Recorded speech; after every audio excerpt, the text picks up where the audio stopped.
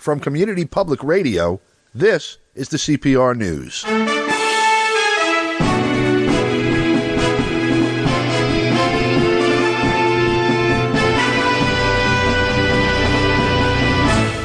From New York, I'm Don DeBar. I note that in the past few hours, a proposal made by the United States leaked to a European news outlet.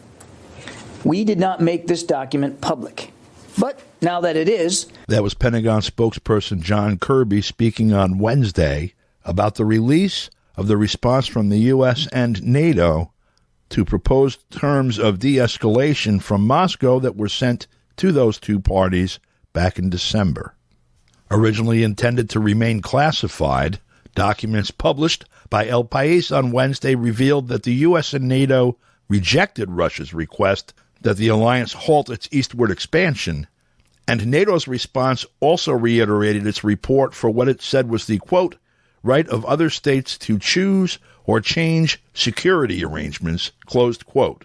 That was in response to Russia's demand that it accept neither Ukraine nor any other members. Both documents also called on Moscow to, quote, withdraw from Ukraine, closed quote, suggesting that Washington wants Russia to hand over Crimea, including the major Russian naval base at Sevastopol, to Kiev. Kirby instead announced the deployment of additional NATO and U.S. military forces around and in Ukraine. Now let me lay this out for you in a series of 3 steps. First, 1,000 soldiers that are currently based in Germany will reposition to Romania in the coming days. Now, this is a Stryker squadron, a mounted cavalry unit that's designed to deploy in short order and to move quickly once in place. And they will augment the some 900 U.S. forces that are currently in Romania. Now, this force is designed to deter aggression and enhance our defensive capabilities in frontline allied states. And we expect them, as I said, to move in coming days. Secretary Austin discussed this repositioning to Romania just last week in his conversation with the Romanian Minister of Defense. And again, I want to stress that this move is coming at the express invitation of the Romanian government.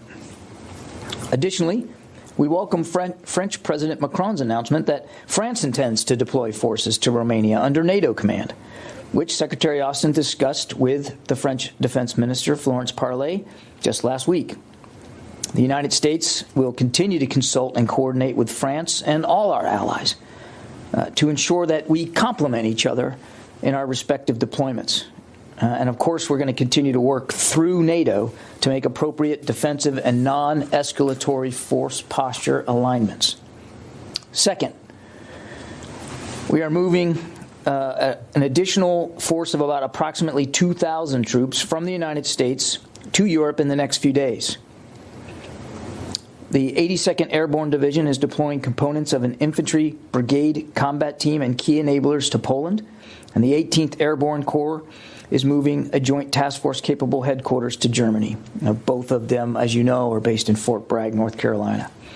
Collectively, this force is trained and equipped for a variety of missions to deter aggression and to reassure and to defend our allies. Not surprisingly, we work very closely with our Polish and German allies to set the stage for these movements, and we absolutely appreciate their support. Again, these are not permanent moves. They respond to current conditions. We will adjust our posture as those conditions evolve. Third, and finally, all of these forces are separate and in addition to the 8,500 personnel in the United States on heightened alert posture that I announced last week. Those 8,500 are not currently being deployed, but remain ready to move if called for the NATO response force or as needed for other contingencies as directed by the Secretary or by President Biden. We continue to review our force posture and the situation in Europe, and we will make adjustments as the situation warrants. I also want to take this opportunity to correct some misconceptions around last week's announcement. NATO as an organization does not have veto power over U.S. Troop deployments, and media reports to the contrary represent a mischaracterization of that. Nothing precludes the United States from making its own decisions on force movements, including those forces that are being placed on heightened readiness. That said, any movement of U.S. forces involves consultation with the host nation, as we have done with Romania and Poland and Germany prior to today's announcements.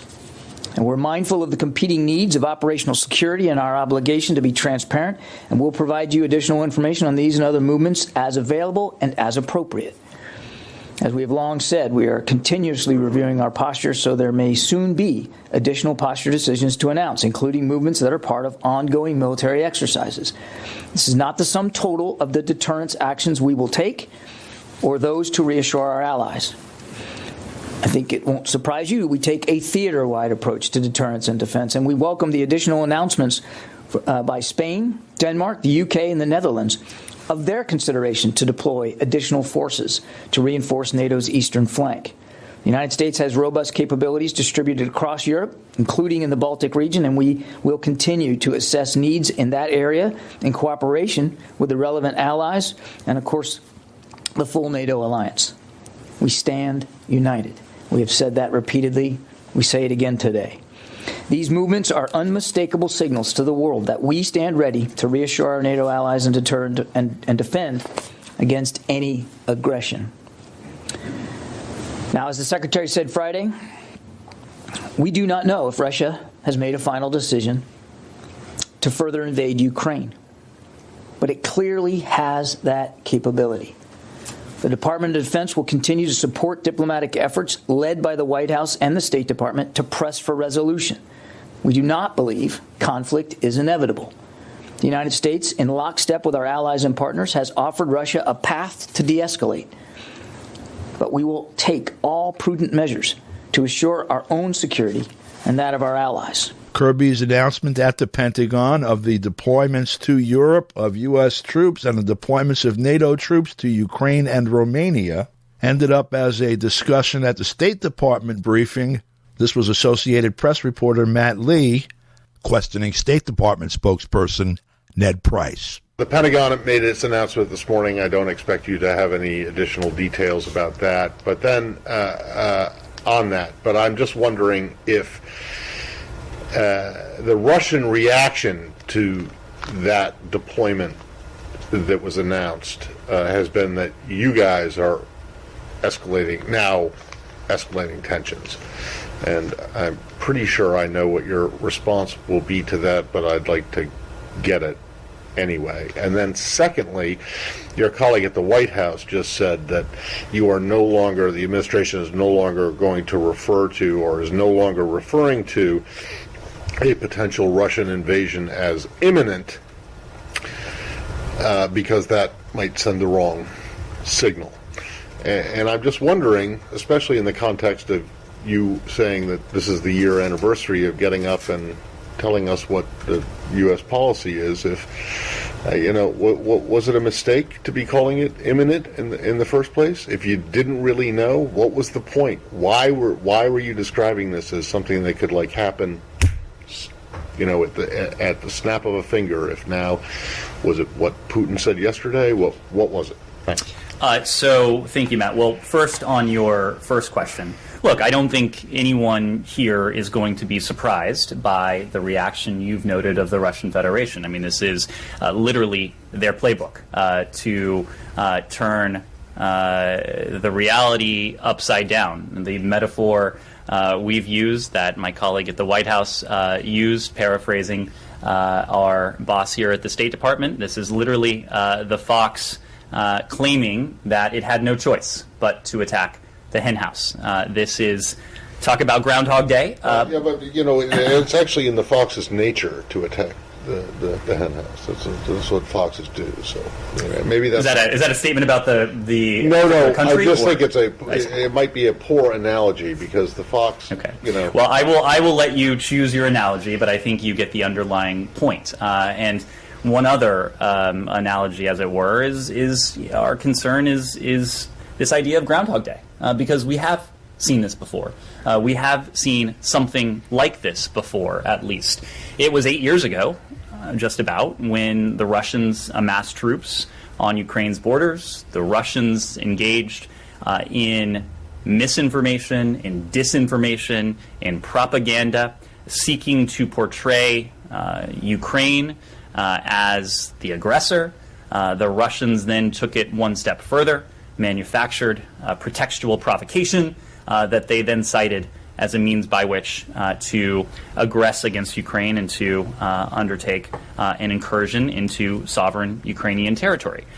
So what we are doing, and my colleague at the Pentagon spoke to this at the orders of the President, these are about deterrent and defensive measures. These are measures that we have spoken to in broad strokes over several weeks, noting that given what we are seeing, the amassing of troops, the bellicose rhetoric, the history that is at play here, it is only prudent for us to take steps in the past several weeks to provide defensive security assistance to our Ukrainian partners. And we've done that at an unprecedented level that we've spoken to in some detail. And the President also made clear that both in the event of a Russian invasion and as a means to deter and to defend our allies on the eastern flank against broader aggression, we would be taking defensive and deterrent steps. And that is precisely what the Pentagon spoke to today. Many of these forces, as you heard, are already in the European theater. These are not permanent moves. They are precisely in response to the current security environment in light of this increasingly threatening behavior by the Russian Federation. These troops, as you all know, they are not going to fight in Ukraine. They are going to ensure the robust defense of NATO territory. That is something to which we have a solemn commitment under Article 5. This is just another unmistakable signal to the rest of the world, to any countries that would threaten that collective security, that collective defense of our NATO allies, that we are committed to the alliance, we're committed to our allies, we're committed to Article 5. When it comes to the second part of your question, what comes next, Matt, we've always been clear. There's only one person who knows what the Russians may have in store. We don't believe that individual who happens to be the president of the Russian Federation has made a decision one way or another. What has been our concern is what we have spoken to since November. These unusual movements of Russian troops, the massive buildup along the Ukrainian border, the inflow of Russian forces into what should be a sovereign, independent country of Belarus. All of these steps have positioned the Russians to be able to move quickly should they so choose. No one, I don't believe, has been encouraging panic. No one has been saying an invasion is a foregone conclusion. What we have been doing is speaking to our concern. It has been a growing level of concern as Moscow's aggressiveness and assertiveness has itself grown. But what we are doing is preparing for that. We are engaging in dialogue and diplomacy just as we pursue the path of defense and deterrence. So you have there were no concerns that you're getting people worked up for not nothing, but getting people worked up and panicking. That's not why you're stepping away from the imminence thing? Matt, what we've been doing for weeks now is far from seeking to sow panic.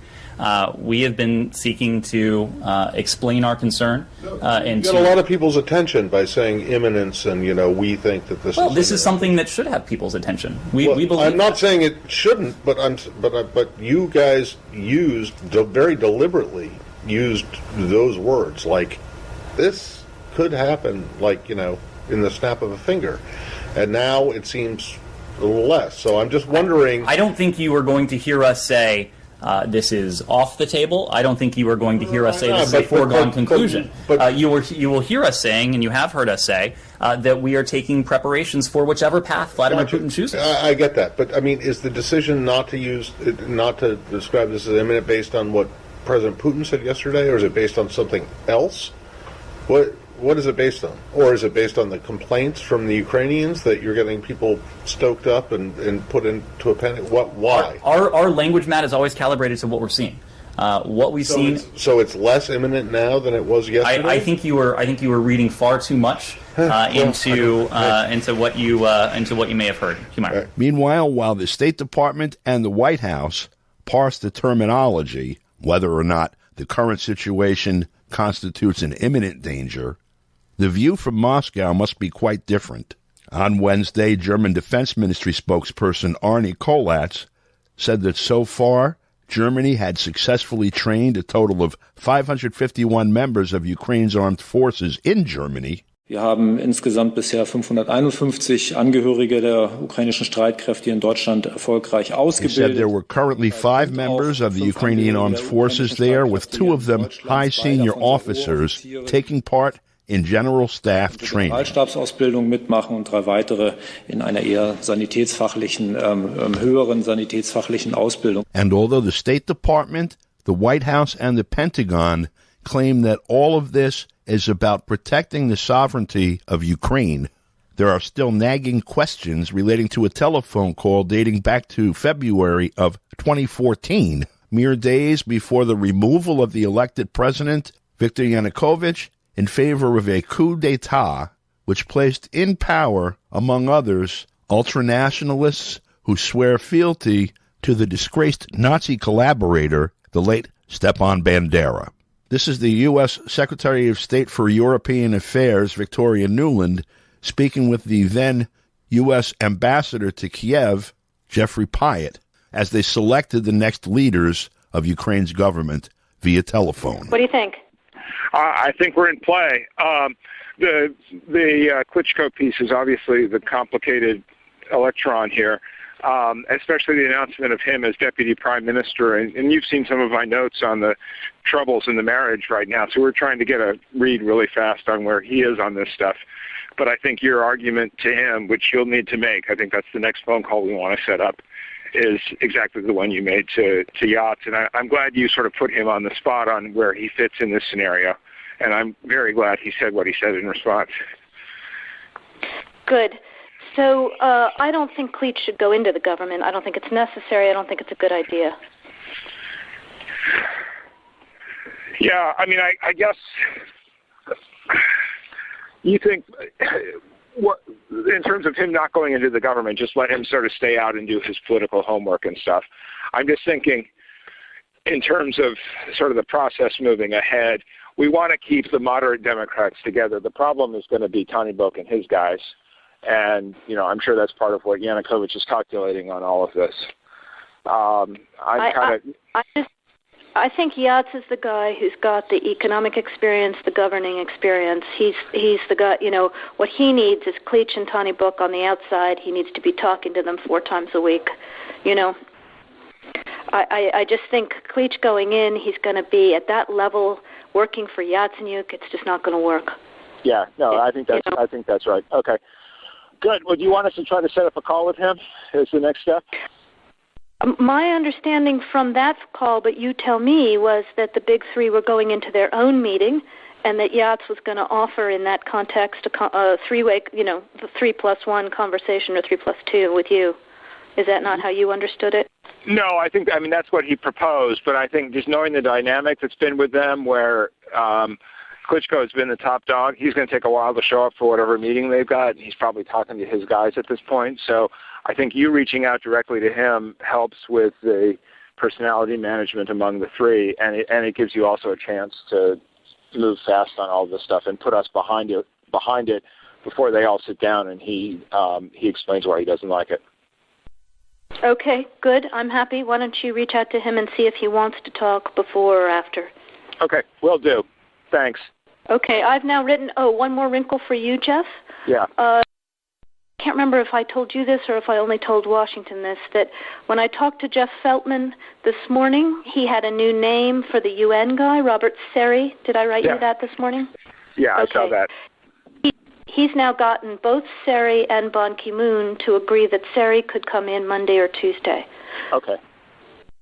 So that would be great, I think, to help glue this thing and have the UN help glue it. And, you know, fuck the EU. No, exactly. And I think we've got to do something to make it stick together because you can be pretty sure that if it does start to gain altitude, the Russians will be working behind the scenes to try to torpedo it. And again, the fact that this is out there right now, I'm still trying to figure out in my mind why Yanukovych did that. But in the meantime, there's a Party of Regions faction meeting going on right now, and I'm sure there's a lively argument going on in that group at this point. But anyway, we could land jelly side up on this one if we move fast. So let me work on Klitschko, and if you can just keep, I think we want to try to get somebody with an international personality to come out here and help to midwife this thing. And then the other issue is some kind of outreach to Yanukovych, but we probably regroup on that tomorrow as we see how things start to fall into place. So on that piece, Jeff, when I wrote the note, Sullivan's come back to me, VFR, saying you need Biden, and I said probably tomorrow for an attaboy and to get the deets to stick. So okay. Biden's willing. Okay, great. While Washington obscures and obfuscates about the actual conditions surrounding the present conflict, Russia's government has taken a different tact that seems to be baffling Western media. They are dealing in facts. This is Russia's ambassador to Spain, Yuri Korchagin, who held a press conference early Thursday speaking about the Ukrainian conflict. We prepared a folder with materials that may be of interest for you. We have the two draft treaties that Russia delivered to NATO and to the United States. There are also the Minsk agreements that were adopted in 2015, but unfortunately so far many have not read them, and we have also other documents, for example, extracts from the Istanbul Declaration that was adopted in 1999, and the Astana Declaration that was adopted in 2010 that talk about the indivisible security. We have them both in English and in Spanish, and we prepared these documents for you to make it easier for you to find this information should you want to find it online somewhere. Es decir, el afán de ayudar se nota desde el principio. And we have always wanted to be there to assist you, but since this is at the beginning of the year 2022, we also prepared for you some calendars. And this calendar is devoted to the magnificent Russian art, and you will find a lot of useful information there, maybe in your offices and at your desks. We do think that we'll have this meeting for an hour and a half, more or less. We have some time constraints, of course. European security is a very important subject, and the media tend to talk about the invasion of Ukraine by Russia, but as a matter of fact, Russia does not intend to attack Ukraine. And this is a very important point in terms of regional security. Unfortunately, the scenario that has been playing out in the media does nothing to facilitate dialogue or find solutions. We are seeing fake news that Russia has built up a major military force on the border with Ukraine, without mentioning, however, that Ukraine, according to multiple sources, has about 160,000 troops on its eastern border.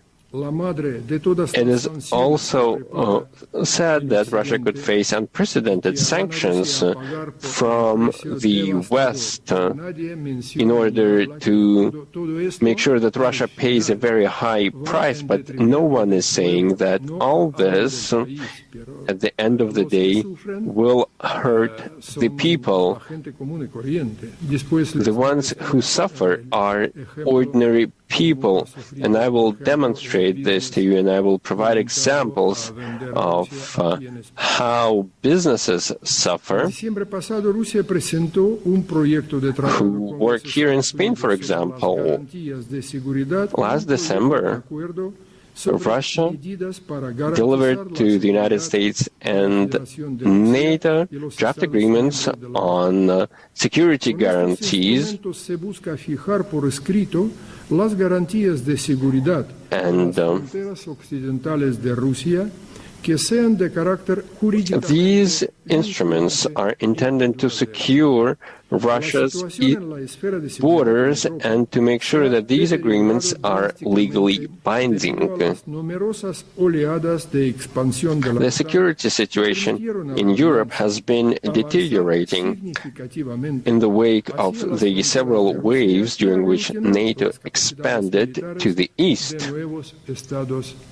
So with this eastward expansion, NATO included new members into its organization. This way, NATO forgot about the promises not to expand beyond the order line as was promised to Russia in 1990s. This way, the alliance redefined itself in order to contain Russia, considering Russia as a security threat for the North Atlantic region. As we heard during multiple NATO events, today we need to build in Europe a security system that would be based on the principles enshrined in the key OSCE instruments as well. So this includes the 1999 Istanbul Declaration and the 2010 Astana Declaration of the OSCE. There are also other documents to this effect. The first document, in its paragraph 8, says that every state has the right to choose or change its security arrangements and partnership agreements, and at the same time to respect the rights of other countries and not to reinforce one security at the expense of the security of others. Paragraph 3 in the Astana Declaration points out that the security of any state is related to the security of other states, which means that all countries must respect each other's security and not to reinforce one security at the expense of the security of others. There is also the code, the security code that was signed in 1994, and according to this document, it is clearly said that when countries choose security guarantees like being part of alliances, countries must take into consideration the legitimate interests of other countries. All these documents were signed by all OSCE member states, including the United States, Germany, France, and Spain. And these documents provide for the support by these countries to the principle of indivisible security and the need to fulfill these obligations. So there is this right of every country to freely choose military alliances and the obligation for any state not to reinforce one's security at the expense of the security of other countries. And that's all the news we have for you right now. For Community Public Radio, I'm Don DeBar in New York. Thanks for listening.